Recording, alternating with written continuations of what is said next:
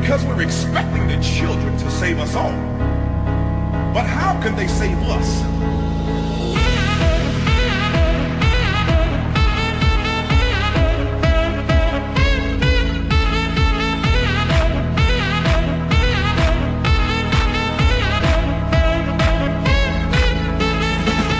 They don't even have any examples.